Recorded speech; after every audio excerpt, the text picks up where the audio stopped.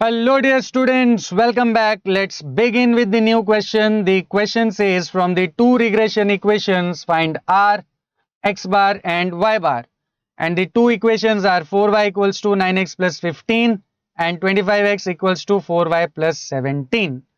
Now, without wasting any time, let's quickly begin with the solution. First of all, let's note down the equation given in the question, right?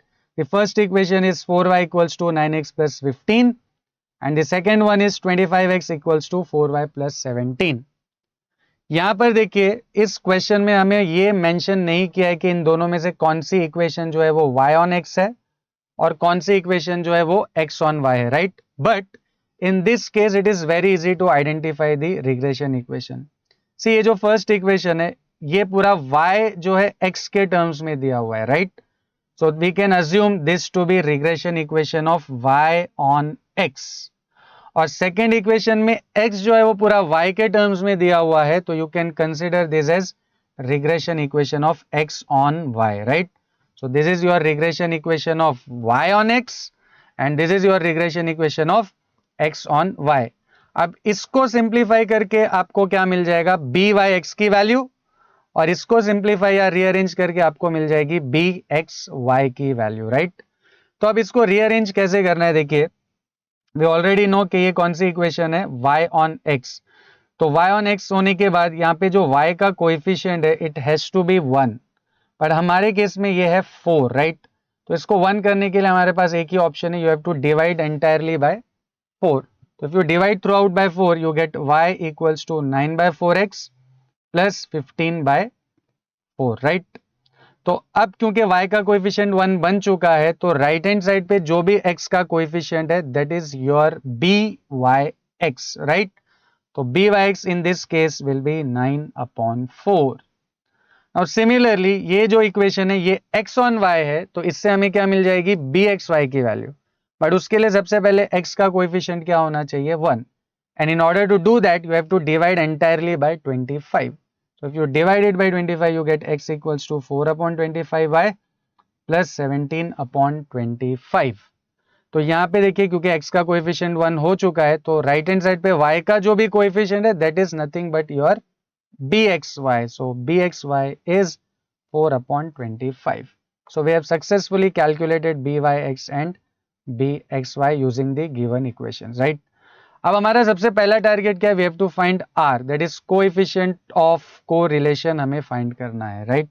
And come on, what is the formula for correlation coefficient r? Yes, it is plus minus root of by(x) into bxy.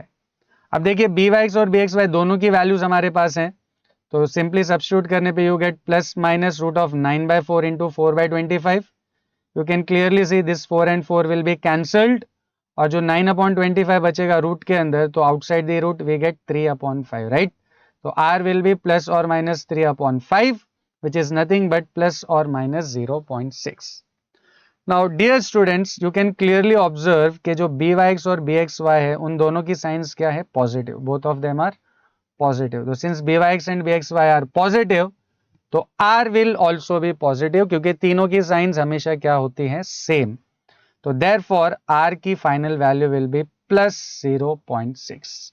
तो हमको ये जो r find करना था वो भी हमने successfully find कर लिया है. Next we need to find x bar and y bar. अब देखिए x बार और y बार फाइंड करने के लिए सिंपली हमको ये जो दो रिग्रेशन इक्वेशंस दिए हुए हैं इनको साइमल्टेनियसली सॉल्व करना है, that's it. But simultaneously solve करने के लिए सबसे पहले we have to arrange this two equations in standard form, ठीक है? तो इसको अगर हम स्टैंडर्ड फॉर्म में रीअरेंज करें तो it will become -9x plus 4y equals to 15, right? Let's say this is your equation number 1. And if you rearrange this, you will get 25x minus 4y equals to 17 and that will be your equation number 2. अब हमें इन दोनों equations को क्या करना है, simultaneously solve, right? अब देखिए इनको साइमल्टेनियसली सॉल्व करना इज वेरी इजी, क्योंकि प्लस 4y और माइनस 4y दोनों सेम है, तो सीधा ऐड करने पे ये दोनों क्या हो जाएंगे, एलिमिनेट. तो सिंपली ऐड इक्वेशंस 1 एंड 2. तो जब ऐड करेंगे तो ये जो 4y और माइनस 4y ये हो जाएंगे eliminate, and -9x plus 25x will be 16x and on the right hand side 15 plus 17 will be 30. So in the next step the value of x will be 32 upon 16 which eventually gives us the value of x as 2. अब y find करने के लिए आपको simply क्या करना है, किसी भी एक इक्वेशन में x की वैल्यू सब्स्टिट्यूट करनी है, right. So substituting x equals to 2 in equation number 1 we get -9 into 2 plus 4y equals to 15. So minus 18 plus 4y will be 15. So 4y will be 15 plus 18, that is 33, and y will be 8.25 finally, right. 33 upon 4 will be 8.25. तो x की value हमें 2 मिल गई है और y की value मिल गई है 8.25.